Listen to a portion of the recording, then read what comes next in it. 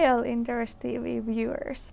Solar Food listed its shares last week and we initiated coverage of the company and we released our first report of the company to our website, so I warmly recommend you to head out there if you want to read an over 40-page info package about the company.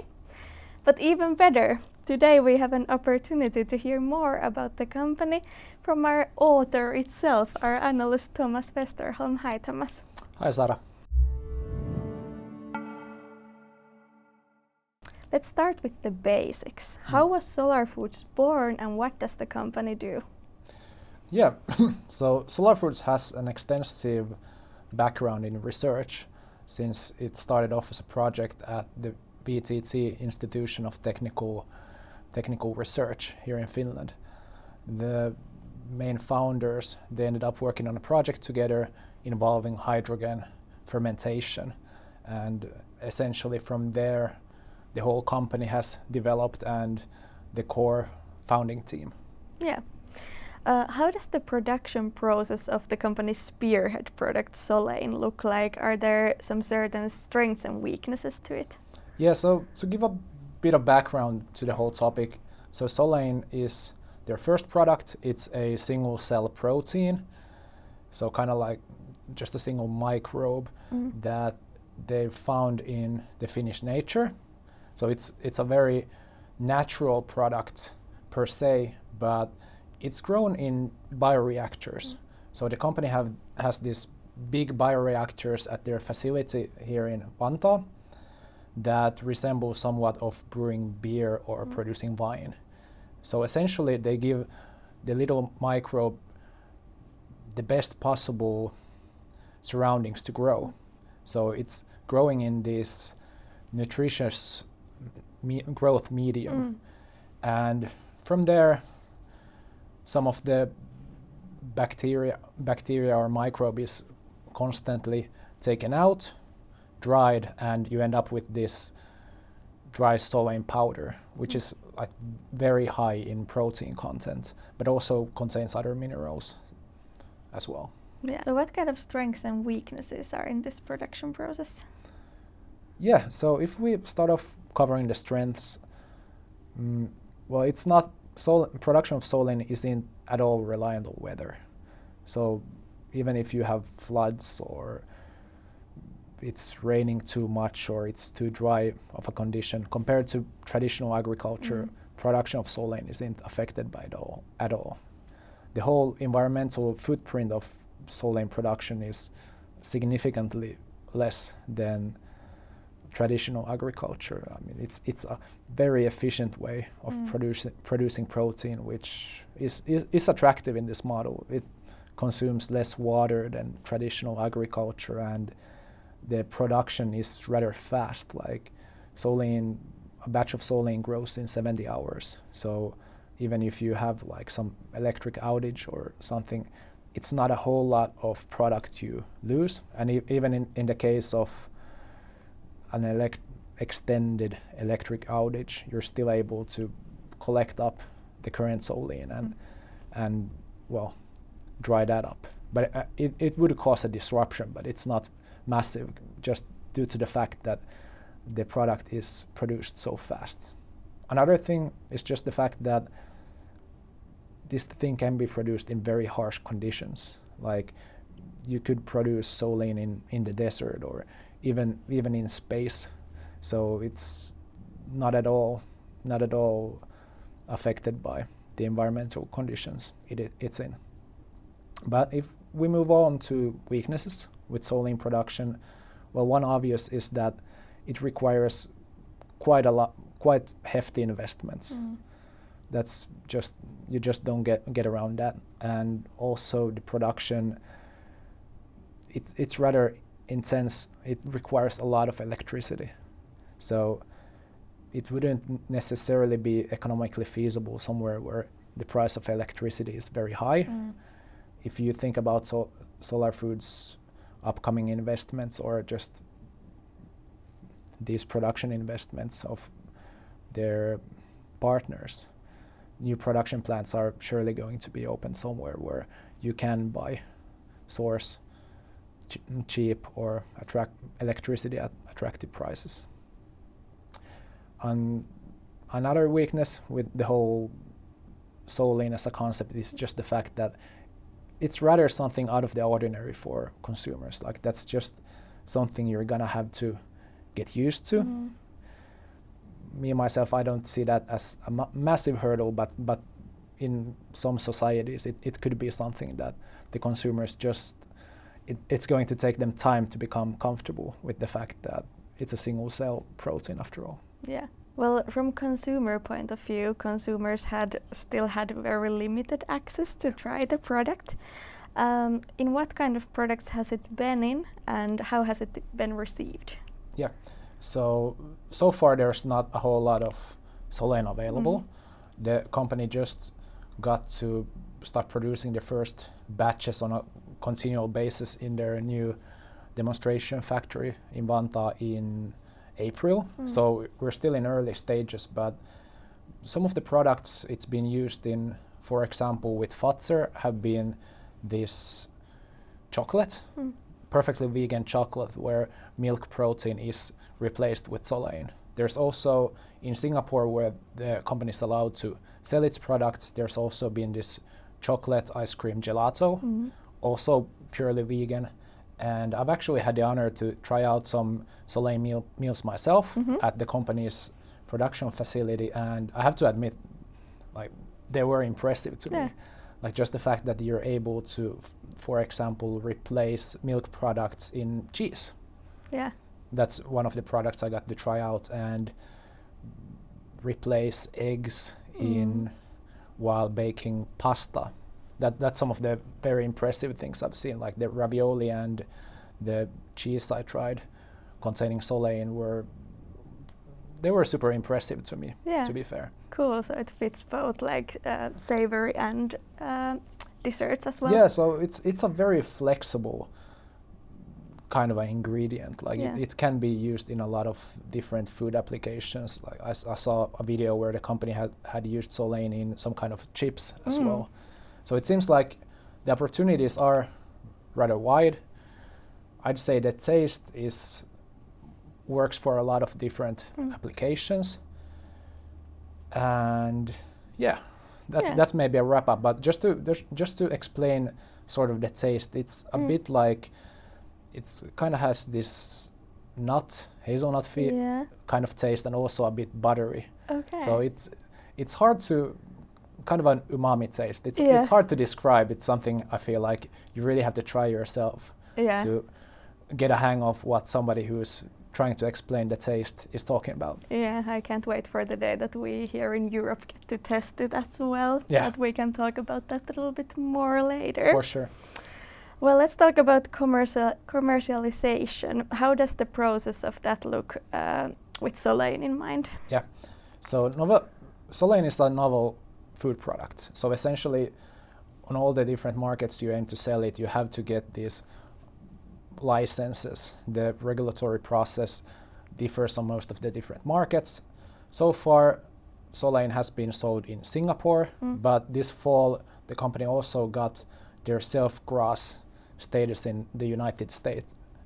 So the process is a bit different in the States. There you have to, via academic research, prove that the product isn't harmful. And once you've gathered enough research evidence about it, you're able to proclaim that, hey, this is a safe food product and you can start selling it. In the United States, the company still has the goal of achieving a FDA notified self-GRAS status, where essentially they give the FDA all kinds of evidence about the product itself, and at some point, once the FDA is convinced that it's safe, they send you this no further questions or no questions letter. And this may open some doors for even further commercialization opportunities, since some of your partners might expect or might want you to have this before they start trying it out or producing products made of Solein themselves. But that's how it works in the States. The company aims to get this no questions letter in 2026, but they're from already able to sell the product with the self-GRAS status in the States currently. But going on to different markets, for example, Japan, there the regulatory process relies a lot on different markets, for example, the United States. So if you have received the self-GRAS status in the States, it might really speed up the process and make it a whole lot easier to get the permits to sell your product there. And usually, as far as I know, this process relies quite a bit on your strategic partners. Luckily for Solar Foods, they are partnered up with this global Japanese company, Ajinomoto Group, who's this like massive producer of amino acids, for example. So what I believe is going to happen is that Ajinomoto is going to, well, be responsible for taking the product to the market there and just going forward with these different regulatory hurdles. But when we come to Europe, our home market, unfortunately, the regulatory processes aren't as efficient as in some of the other markets. It's also somewhat different to the States and Singapore, for example. In the Singapore, the process is very efficient, and that's why it was the first market for Solar Foods, and I think they got the licenses there in a year. But in Europe, the companies estimated that it would take up to 4 years to get the status. We're halfway there. The company aims to get it in 2026. But here in Europe, it's multifaceted, the process. So at first, you have to get this, you have to prove to the regulatory authorities responsible for food safety that your product is safe to consume, and once they are impressed with it, there's a second step which involves a voting amongst the European countries. So all the European countries are going to vote. Are they going to allow this product to be sold there? In the voting, the votes of the different countries are weighted according to the number of people. So a bigger country like Germany, for example, their vote is going to be more heavily counted than Finland, for example. But yeah, just because the process seems rather inefficient and, well, somewhat political, it takes longer to get the product process up and running and the product to market here in Europe. Also, the company is aiming to or working on getting the product to market in the UK, but we don't really have that much visibility yet, like when the company's going to get that. They haven't talked too much about it, but 26 could be a good guess for that market as well. Yeah, okay, so it seems that Solar has to first go far away before they can conquer their home market. Yeah, I mean, there's quite a few regulatory hurdles just to get into this market, and not just regulatory, like you're gonna have to invest quite a bit and work on your product, but on the other hand, once you are in there, that's also somewhat of an entry barrier for upcoming companies. Yeah. And hopefully looking after your margins. Yeah, definitely. Well, let's talk about the industry a little bit. Yeah. At least I'm not familiar with it. Yeah. What does it look like and what kind of competition is there? Yeah, so first off, we maybe have to think about like how are we going to frame the industry. So if we just think about like protein consumption, there's this more familiar sources of protein we've been using for ages, for example, animal-based proteins like meat and dairy. Like there's not too much new there. Everybody knows these products, but then you have these newer generations of innovators, for example, different plant-based proteins. I'd say this is the first generation of recent innovators we have had. Plant-based proteins, for example, Beyond Meat kind of beefs. And, well, they've been on the market for some time, but now there's even a newer generation of products coming to market which relies on cellular agriculture. And here you can have, different yeasts, fungi developed with similar production processes to solar foods, and cell-based meats, precision fermentation. So maybe when we get to cellular agriculture, the production method that has been around the longest is also fermentation, but it relies on sugar-based fermentation. So here, the difference to how Solein is produced, Solein gets its energy or it functions on hydrogen, whereas these more traditional products, fungi, for example, they usually go on sugar. And once you use sugar as an input, you're still somewhat reliant on traditional agriculture, because that's how it's produced. But solar foods tries to just completely,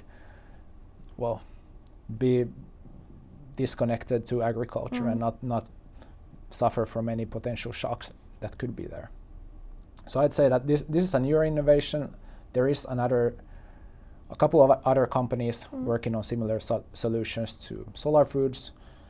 The closest competitor, I'd say, is Air Protein, an American company having somewhat of a similar production process and having its roots in NASA's space exploration investments or research.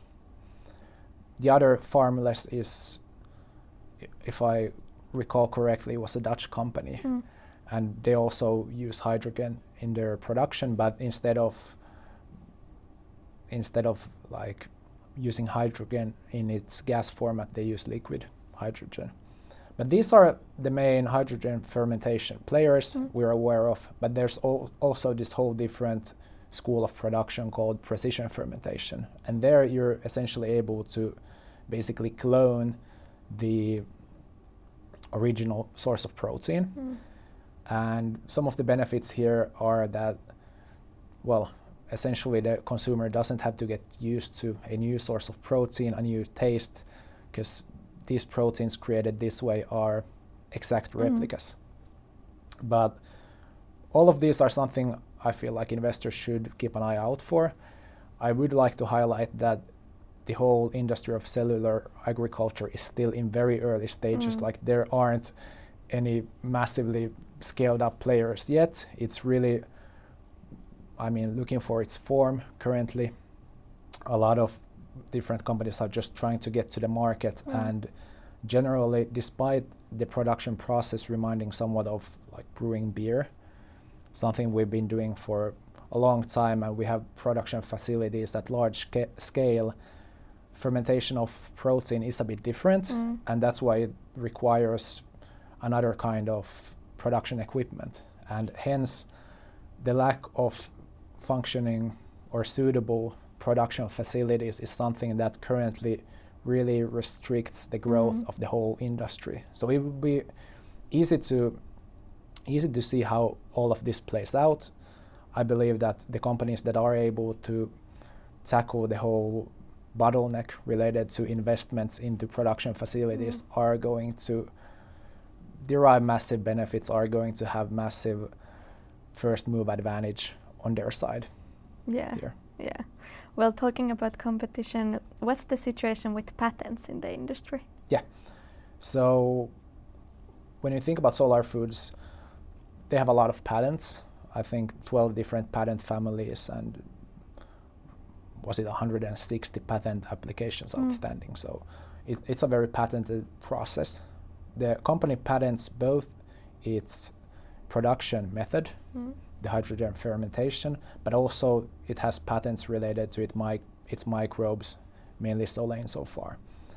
So the whole production method is protected, and you really need patents in this industry because you're bringing to market novel food products. There's a lot of information that gets publicly distributed due to these applications. So patents are vital to prevent copycats from coming in and using your innovations. When you think about the industry forming currently and these companies applying for different kinds of patents, I believe patents are going to form an entry barrier, a formidable entry barrier to this industry, just because even if you're able to find from nature a suitable microbe for creating protein, like there's so many microbes out there that it's hard in that sense to understand like how competitive Solein really is in that scale. Yeah.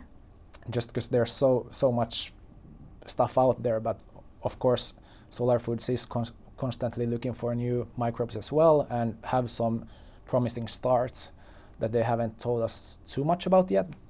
But since these whole production processes are patented, a new entrant, even if they found a very suitable microbe for this, it might be hard to scale up production just because there's different innovations and patents you just can't infringe. You have to come up with a way of producing it, a new way of producing it without, using some of the technology somebody else has come up with it. Yeah. Well, let's talk about commercialization a little bit more, just so we get to pronounce the difficult word more. Yeah, the company is still in an early stage and it does not yet have any noticeable revenue. Yeah. So what kind of commercialization scenarios could be possible for Solar Foods and what needs to happen for the company to get there? Yeah. So for listeners, it's vital to understand that we're talking about a very early stage company currently, but we see two possible business models here, and I think the company is going to utilize both of them. The first is scaling up production yourself and, just becoming this food industry player, producing Solein and hopefully some other products in the future as well. Because currently the demonstration plant they have up and running, it can only produce about 160 tons of Solein per year. It is, it's a sizable amount, but at the same time, it's not enough to get the company cash flow positive by itself. So we believe that the company is going to invest in the future into larger plants that are really going to move the needle when it comes to production amounts. So this is one of the business model, that the company invests in production facilities itself, creates Solein itself and sells it off to restaurants and packaged food companies essentially that use it as a raw material in their own applications, in their own products. Further down, I don't see Solar Foods going down further in the value chain. This is what the company would be doing. The other business model available here would be more technology based, where the company would license its technology and Solein for food producers that would produce the Solein itself. They would finance the investments into the production facilities by themselves, and Solar Foods would only focus on innovating and providing these companies with newer innovations, better opportunities to succeed, and different ideas about like commercializing Solein. So these are the two kind of business models we can see so far. In its current state, for the company, we see that licensing would be more attractive to it, just because the company doesn't really have the financial muscle to do massive production facility investments. Whereas if you'd license your innovations, it would be a way more balance sheet light business model, high returns on capital, and something that you can scale up rather quickly, since it's not reliant on your own balance sheet or your own staff as much. Here in the licensing part, another interesting opportunity is space, the space industry. The company did win its own category in NASA's Deep Space Food Challenge this fall, which really provided it with a lot of attractive visibility amongst space operators. Like the company didn't receive any material like funding or cash payments for its victory, but it did get a lot of recognition amongst these interesting companies it could be willing to partner with. And just because when it comes to space travel, especially if we start to explore space further out, going further than the moon, Mars missions, for example, food is going to be a vital challenge. And Solein could potentially be produced even in space, which would really make these missions, well, improve their odds of succeeding. So that's a very interesting, very exciting opportunity for the company, but it remains to be seen like how early or how far away this business opportunity and the cash flows from that are going to be. Yeah, let's hope that that really takes off. Yeah. Well, like we've discussed, Solein is the company's spearhead product. Yeah. But it also has 2 other products in development and is constantly exploring new microbes that they may use that are significantly different from Solein, and therefore the company could maybe expand to other industries as well. Do we have any idea about the other products, what they are, and how is the development situation, and what would be required for the company to expand beyond the food industry? Yeah. I'm not sure 2 is the correct number, but there are other microbes out there that the company is currently exploring. Some of them might give their company opportunities within the food industry just because they would be more suitable for certain applications than Solein. Like, for example, these microbes could grow faster than Solein, could have different nutritional values, could have a different kind of taste, or maybe differing color or mixture, which would make them suitable for food applications where Solein isn't as usable or doesn't fit in that well. If we stay on the food theme, also if it's more economic to produce, if these other microbes grow faster, they could also become interesting in applications like pet food, or even just as feed for, cows, for example, feed for your cattle. And this would obviously expand the potential market quite a bit, and taking a product like this to market would be more straightforward and faster than novel foods for consumers. So these are some of the interesting opportunities, but also because there's such vast potential when it comes to cellular agriculture, the company could end up with going into other industries as well. Like, for example, some of these might be suitable for biomaterials, for example. Or the company currently has this hydrocow project ongoing where it aims to, by genetic modification, give Solein this machinery to be able to replicate different proteins or produce other kinds of proteins. And essentially this would make it possible to do precision fermentation while producing Solein. And who knows, if this really takes off, it could be a very viable and hopefully financially competitive way of producing these alternative proteins. But precision fermentation has quite a lot of opportunities linked to it. Although the hydrocow project aims to produce milk proteins at first, the potential goes to producing stuff like ingredients for medicines, for example. And here, if you're able to do that, your pricing power is way better. Like the cost of these products is vastly higher than food proteins or milk proteins. But I feel like still it's early to tell and see what are the odds for this project to really take off. But it's a very, very interesting opportunity nonetheless. Yeah, a lot of interesting opportunities. Yeah, for sure. Yeah, well, let's put our strategic hats on for a while. What's our view on Solar Foods making acquisitions or perhaps being acquired itself? Yeah, Well, we have covered so far that there are quite a lot of entry barriers to this industry. Like you just need this special kind of talent to, come up with these kind of innovations, production methodologies, finding these kinds of suitable microbes for producing protein production. There are quite a lot of entry barriers here, and hence I would see that if a big food company wanted to enter this field, instead of starting off from zero,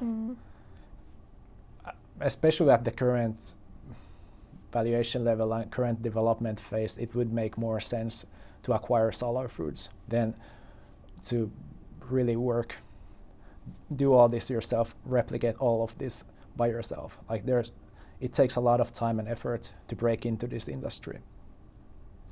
But at the same token, I would say that Solar Foods is an attractive acquisition opportunity for big food producers, but they have to be very sold on cellular agriculture to make the push there. But thinking about Solar Foods doing acquisitions itself, I do believe that the company management would have the eye or opportunity to recognize promising projects before they reach scale, before it's really visible in the numbers. And hence, they could potentially have the opportunity to acquire different early stage food tech companies before they get to a big scale and before their valuation would be higher. So acquire these at an early stage at attractive prices due to this. I mean, there would be a certain logic to this. Solar Foods has this whole platform for commercializing food products. So acquiring somebody with a promising microbe for food applications, for example, you could then take it to market via Solar Foods, existing sales force who already know these processes, who've gone through it in Singapore and the United States. I believe that would speed up the go-to-market, and at the same time, if this microbe relies on hydrogen fermentation, which is Solar Foods' strength at the end of the day, you could even find some production efficiencies here. So yeah, I see that Solar Foods could potentially create value by doing acquisitions, but at the same time, they had lined out acquisitions as one possible strategic tool to use. But at the same time, I would like to remind that currently the company's balance sheet isn't really strong enough to do that. You'd have to use your own share for it. Yeah. And at the same time, we don't really have a history of acquisitions yet. So it's hard for me to really assess how good of an acquirer, how disciplined they would really be in this scenario. Yeah, definitely. Well, what kind of ownership structure does Solar Foods have?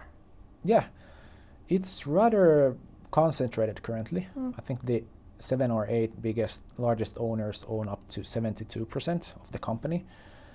But it's nice to see that, for example, Fazer is their largest shareholder, and Fazer is also a partner of the company. So clearly they believe in the company. There's also some early stage venture capitalist private equities with sizable stakes of the company. But also the 3 co-founders have sizable shares of the company as well.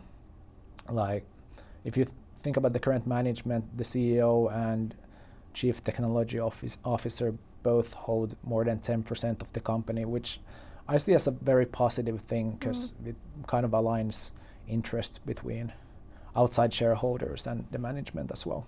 Yeah. Well, let's talk about Solar Foods as an investment. Let's start with the positives. What are the company's main value drivers? I mean, the main value driver for sure currently is commercialization of Solein. And here, first off, we need to get more global production capacity in order to do that, in order for the company to be able to reach price parity with some of the more, how would I say, established sources of protein, Like at the current levels, the production amounts aren't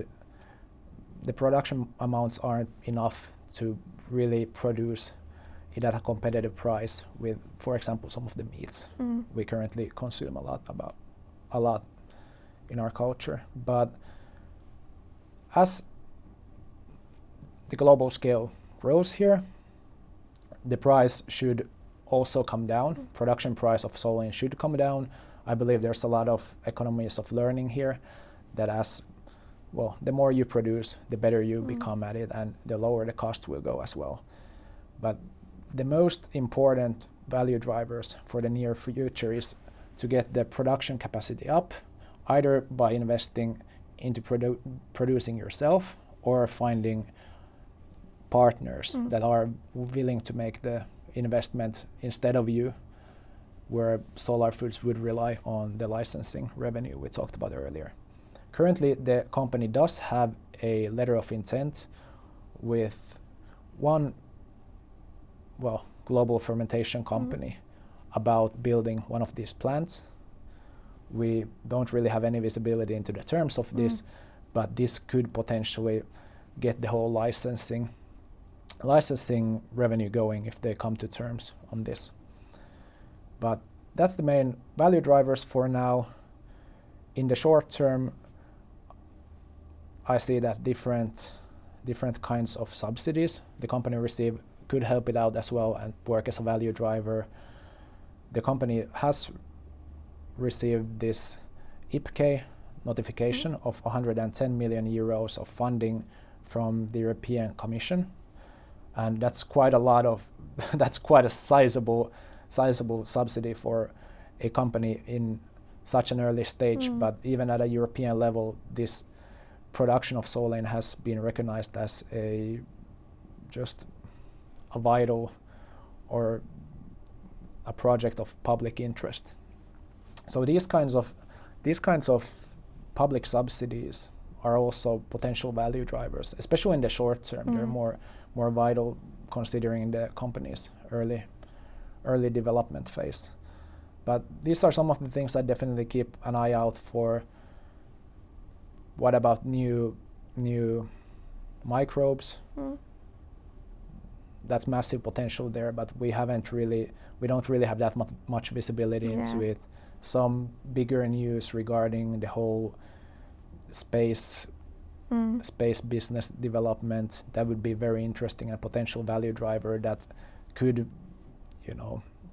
have a bigger effect even in an early stage of development of the company. Yeah. Well, what about risks?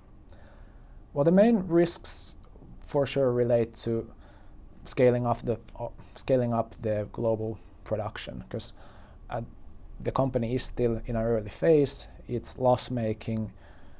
You're going to have to get funding in order to be able to invest in the bigger production facility. If you do it yourself, there's no guarantees that they're able to find partners that are willing to make the investments for them. So in its current development phase, the predictability of the company's, especially near-term future, isn't very good. And I see that that's the main thing causing that, along with the loss-making operations are the main causes for concern here. Sure, the commercialization or go-to-market might get postponed on some markets, but just the fact that they were able to get the self-GRAS status in the United States, that's something that does take key risks off the table for the company. Yeah. Well, like I said, the company is in an early stage. There's a lot of question marks, which makes making estimates a little bit more difficult in this case. But how does our estimates look like at the moment? Yeah. Due to the early development phase, we've modeled the company quite far into the future. And maybe just to think about the story, I'd start off from the year 2037, where the company kind of develops to this steady state. Yeah. I have to highlight that it's still very early stages for the industry as a whole, and even BCG estimates that when it comes to this industry, the growth is only going to pick up after 2030 once there starts to be more capacity out there. So it's good to keep in mind that the whole industry is still in its infant stages. But in our estimates, the company reaches just shy of 600 million euros of revenue and ends up investing into 2 bigger production facilities during the forecast period. One investment, they start off in 2027. They start investing there, and the first bigger production facility starts to generate revenue in 2029, but it takes time to get up to full production capacity, and that way it takes time for the facility to get to a break-even level. It doesn't come, it's obviously not producing at a full level right off the bat. And then a few years after that, they end up making another bigger investment. We've modeled in that the company would at first invest in a smaller full-scale facility, and after that into one that's twice the size of the first one. Currently the company hasn't really indicated like how big the facilities are going to be that they will invest in, but it's probably also a function of funding, and it's hard to see a few years out what the global funding situation is going to be for this company, how the availability of financing is going to play a key role in this investment story, especially when it comes to producing these facilities themselves. In our estimates, the company starts to generate some licensing revenue somewhere in 2027, and eventually it grows into being a vital part of their business. Like eventually they get up to about 30% of their revenue in the year 2037 comes from this licensing revenue in our estimates. We have assumed that the company would generate a fee of 5% per unit of revenue their licensing partners generate, which is based on some of the data points we've collected regarding other consumer-facing brand companies with this kind of licensing fees. But with these estimates, the company would need about 12 and a half full-scale facilities in the year 2037 that their licensing partners have invested in. Is it aggressive? Is it passive? At this development phase, it's very difficult to tell, and I can say that there is a lot of uncertainty when it comes to this kind of forecast. It's good to keep in mind that they do have one letter of intent so far, but nothing concrete yet. But at the same time, since scaling up licensing revenues doesn't really require your own capital investments into production, and it doesn't really strain your own organization to the same degree as scaling up your own production, this could be scaled up quite significantly faster than the other sort of revenue. But you really just need these commercial successes in order for this to really pick off. Yeah, well, you already touched on this, but how would you summarize estimate risks, both positives and negatives? Yeah, so I mean, some of the vital forecasting parameters here are what kind of a gross margin per sold kilo of Solein the company is able to charge, what other microbes are gonna come out of the R&D pipeline, and what kind of characteristics they have, and also like how fast they're able to grow the Solein. Because currently one of the measures they talk about themselves is how fast Solein grows per cubic square meters per hour, like in way how much it grows. And they've gotten up to a unit of 1 from 0.1, and they believe that 2 would be doable. Mm-hmm. In our estimates, I think, if I recall correctly, we estimated they get up to 1.6, Yeah. but still quite far from the number of 2 that they see possible. But it's really hard to tell. For example, like, is 2 the maximum, or are they going to get to 2, or are they even going to get to the 1.6, or could they even get to 2.5? I mean, at this development phase, who knows? Yeah.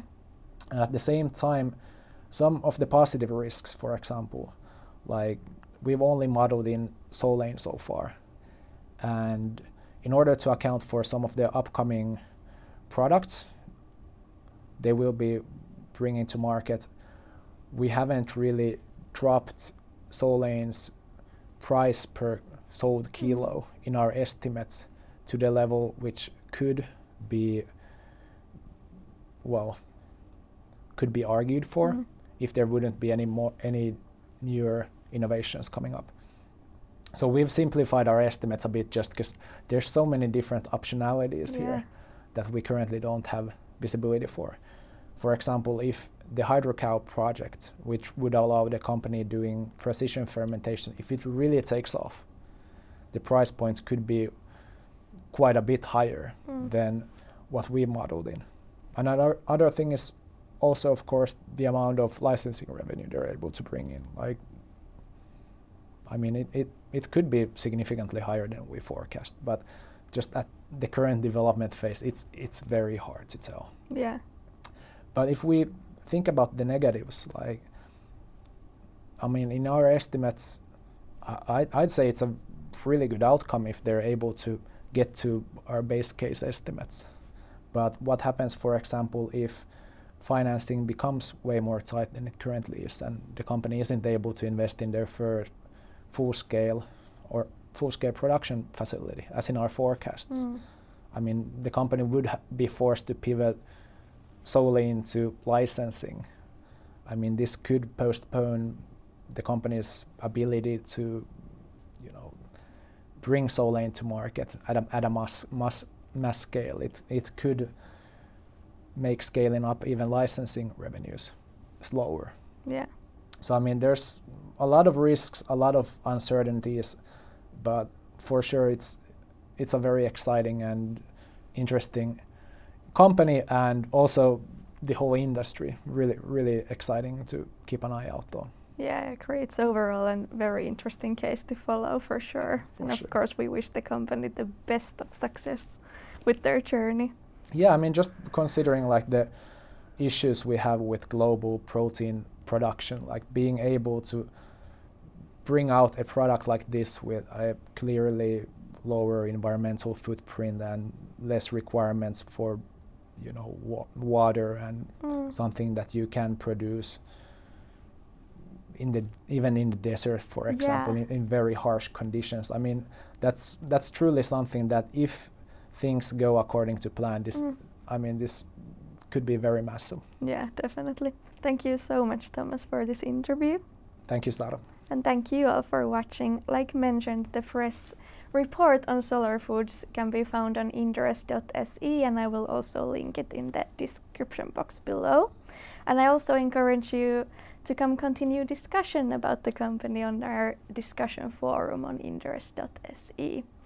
We'll see you again in other videos. In the meanwhile, remember to read analysis and make good investing decisions.